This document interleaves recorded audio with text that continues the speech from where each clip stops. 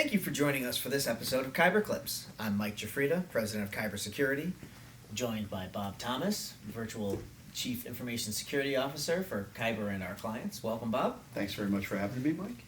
Appreciate it. Today we're going to talk a little bit about some general cybersecurity areas and try to outline some basic tips for organizations that maybe are new to the cybersecurity journey, trying to get their feet wet and do the things that can have the most impact for them as quickly as possible, assuming they don't have a full cyber team working at their disposal. People love tips, Mike.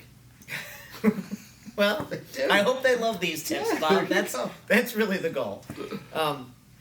So, with all of our clients, we always recommend a full defense in depth program for their organization, which basically means we're deploying multiple layers of technology interweaved together, allowing them to reduce what they call the attack surface as much as possible, dissuade threat actors to go somewhere else, for lack of a better description. Try to frustrate them.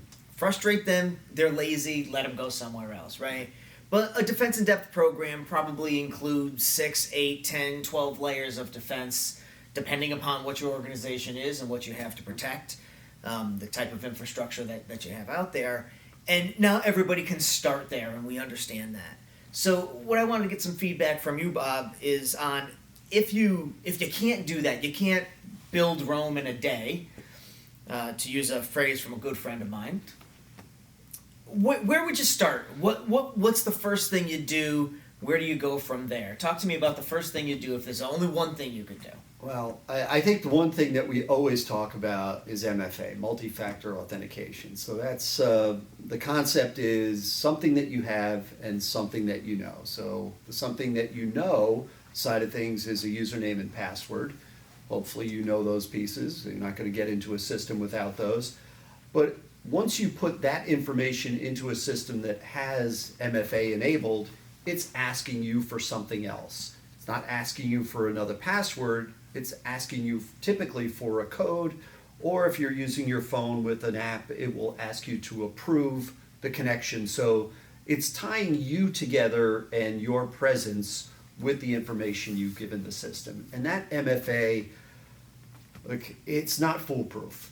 We've seen where people will just hit the approve button at the dinner table when they're not even attempting to log in because, I pushed that thing all day long anyway. It must be Natural reaction.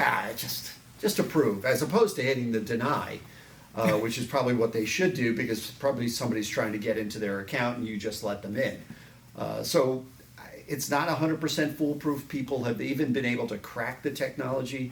People have been able to duplicate a phone, so your cell phone gets duped, and all of a sudden somebody at the cell phone store has your same code, and they're able to get in. So that's a stretch. Got to have somebody on the inside at one of the cell phone carriers at a store to be able to get to that level, but it's certainly possible. We've seen it we've seen it twice so far.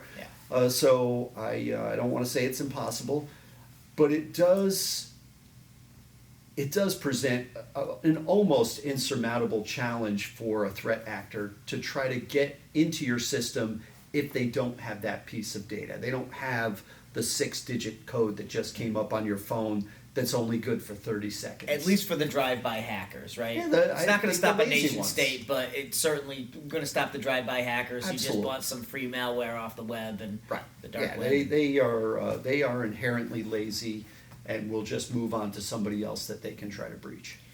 So, Bob, you mentioned a couple of great tips which are generic for really any kind of organizations, employee awareness training, multi-factor authentication, but you also mentioned security assessments at some point in there, and it seems like since no two organizations are created equally, maybe the right place to start would be doing a security assessment to understand what's important for their organization based upon their size, structure, employee disbursement, etc. Yeah, I think, we do these annual security assessments, and some piece of information always comes out of them, regardless if it's a new client that we just onboarded or it's a client that's been with us for, client's been with us 19, 20, 21 years.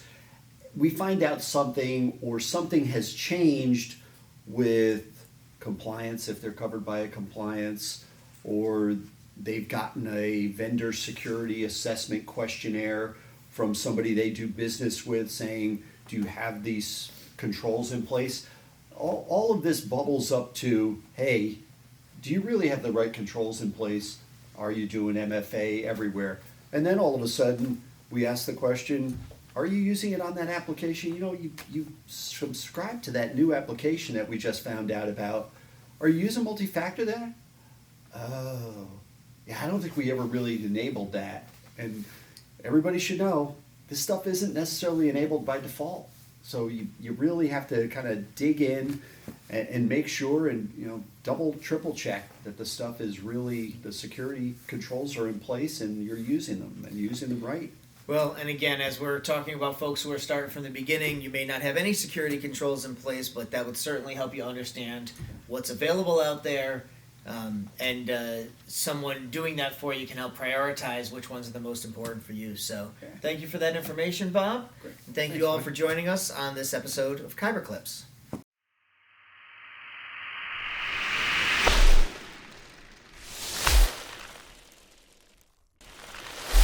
Hey folks, thanks for joining us for another episode of Kyber Clips. Hope you enjoyed the information that you got today. If you liked what you heard, please subscribe to our YouTube channel, hit the like button, or comment below. You can always reach out to us at sales@kybersecure.com. Have a great day.